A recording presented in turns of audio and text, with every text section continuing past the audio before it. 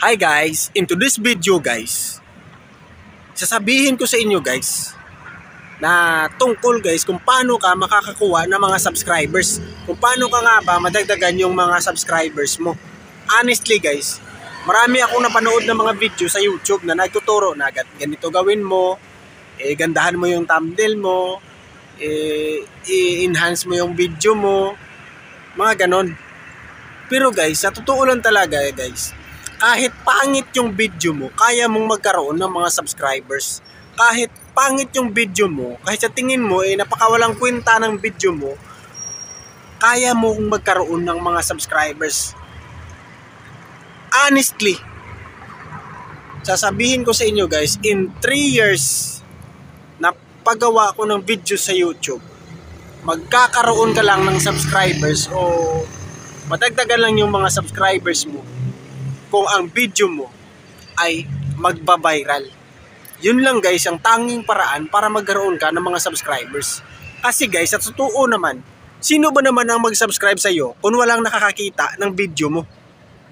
Alangan naman yung hindi nakita yung video mo, mag-subscribe. Hindi ka nga nila kilala, hindi actually. Walang nakakapanood ng video mo, so hindi ka nila nakikita.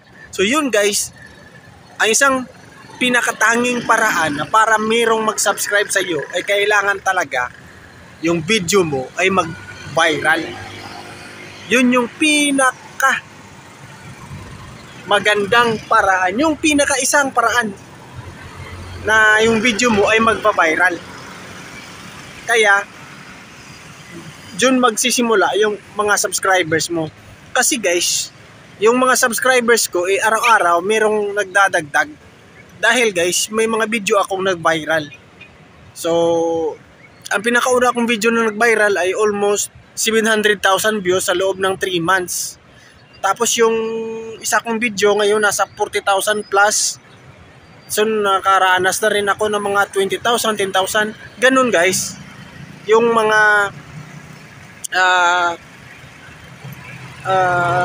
sabihin natin video mo na para madagdagan yung mga subscribers mo. Hindi yung mga sinasabing tinuturo-turo ng mga maraming nagsabi na ganito gawin mo para mag-viral video mo, ganyan. Hindi. Kahit pangit yung video mo guys, pag nag-viral, yan yung simula na ang subscribers mo ay mag-grow. Kaya guys, gawa ka lang ng video o gawa ka lang ng video.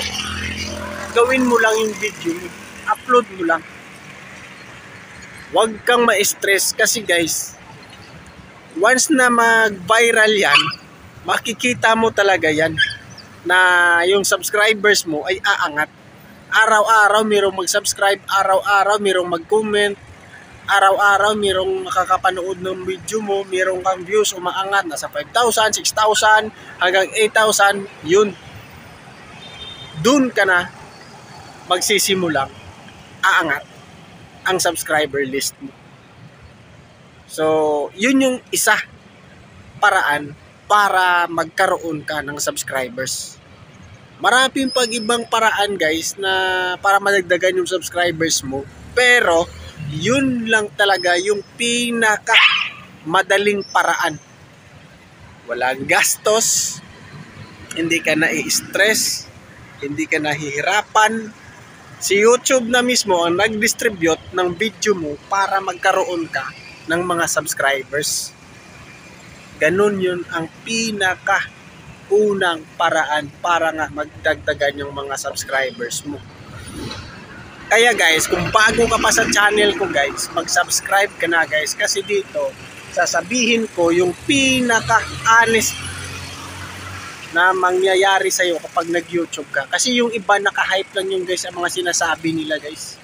Ginagandahan lang yung mga salita para lang ganyan o para lang madali. At saka guys, meron ako nga palang members only video na kapag nag-member ka, may mga video akong mapapanood mo na para lang sa members area. So, kita-kita tayo guys sa next kong video. At huwag kalimutang mag-subscribe para naman ma-notify ka na meron naman akong bago pang honest video tungkol kung paano nga ba lumaki bilang YouTuber gaya ko.